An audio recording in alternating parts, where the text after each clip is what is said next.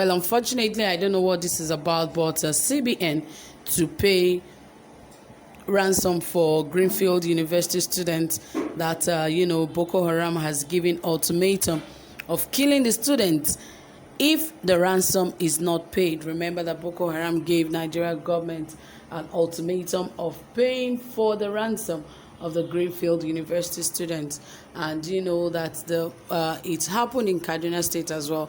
I remember that the governor of Kaduna State, that is Governor Nasir El-RUFAI, and of course he has actually said he is in no way going to negotiate with bandits or negotiate with kidnappers or Boko Haram. That even if you kidnap his son, that he is nowhere going to go near where they are, that is not going to negotiate with any form of bandit. So really, I just keep praying for these students that are back there in the kidnappers' den, and all those who are kidnapped somewhere or the other, because this is really, really serious and unfortunate that our nation has become a nation where kidnapping is now a very free thing to do, very easy thing to do, because nobody traces or know the whereabouts of these people. Like, I don't get what all of this is about, that our government cannot check out what is really happening in the country. They cannot search for students that are missing. Anyway, that is not why we're here, and what the major concern right here is the ransom that Central Bank of Nigeria is about to pay. What is this all about? We're going to find out in this very report, but please ensure you subscribe, give this video a thumbs up, and turn on the notification bell so that you can get updated anytime we drop a new video. All right, guys, without further ado, yes, right here it says that an Islamic cleric, Sheikh Ahmad Gumi, on Tuesday urged government not to take the threat by the kidnappers of students of Greenfield University, Kaduna, lightly. Gumi, who stated this in an interview, said the Central Bank of Nigeria should pay the 100 million naira ransom being demanded by the kidnappers of the students. He made a call as a parent of one of the abductees lamented that the kidnappers were insisting on a ransom of 100 million naira.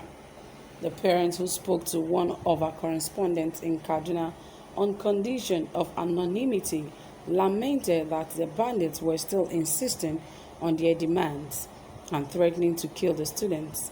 No fewer than 23 students and a member of the staff of the university were abducted from the school on April 20th, 2021. Few days later, 5 of the students were killed by the bandits.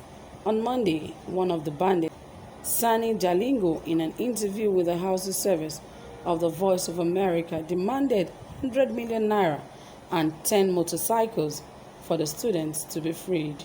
He threatened that the failure of the Kaduna State government or families of the students to meet the demand by Tuesday, that was yesterday, would lead to the killing of the abductees. The parents who spoke to our correspondent in Kaduna at 9 p.m. on Tuesday called on the federal government to do everything possible to rescue the students. He also called on corporate organizations to assist in rescuing the students.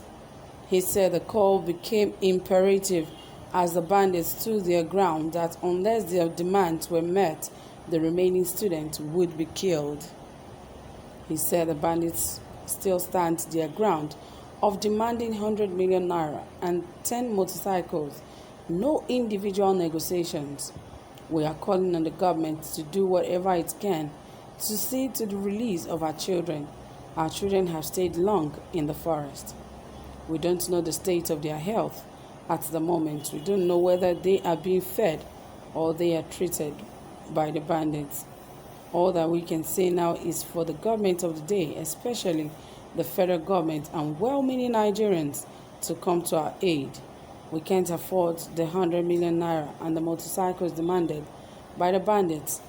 We are also calling on corporate organizations to come under their corporate social responsibility to assist us to get our children out of the bandits' den.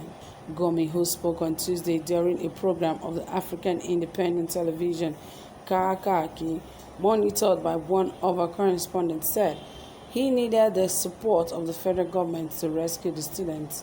When asked if he was aware of the kidnap of the students of Greenfield University and the Federal College of Forestry, he said, as for the forestry students, we have been trying to see whether we can get some of the headsmen contact so that they can release these people.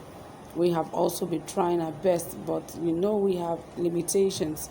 There are lots of obstacles on the way, but the parents have been really consulting with us. On the Greenfield University student, the cleric said, the issue of the Greenfield University is a little bit more complex. There are two groups of bandits. We have the ordinary Fulani ethnic headsmen and the religious elements, terrorists. That is why we have been telling the government to support us so that we can go in and bring the children out. The issue is getting compounded because this element is coming in. Boko Haram is coming into the scene now. They are the ones that captured Greenfield students. It is not a question of sleeping. You have to act very fast. Gomi, who spoke to one of our correspondents on the telephone, lamented that his efforts, which had been yielding fruit, were not being appreciated by the government. He said, the money they are asking for is too much. If I give you the money, you cannot run away with it. Nobody can run. So why not give them the money? They release the boys and then we pursue them and get our money back and do what is necessary. It is simple logic. So bring the money for the central bank. How can they move that money? We would not be stupid. These people are getting infiltrated.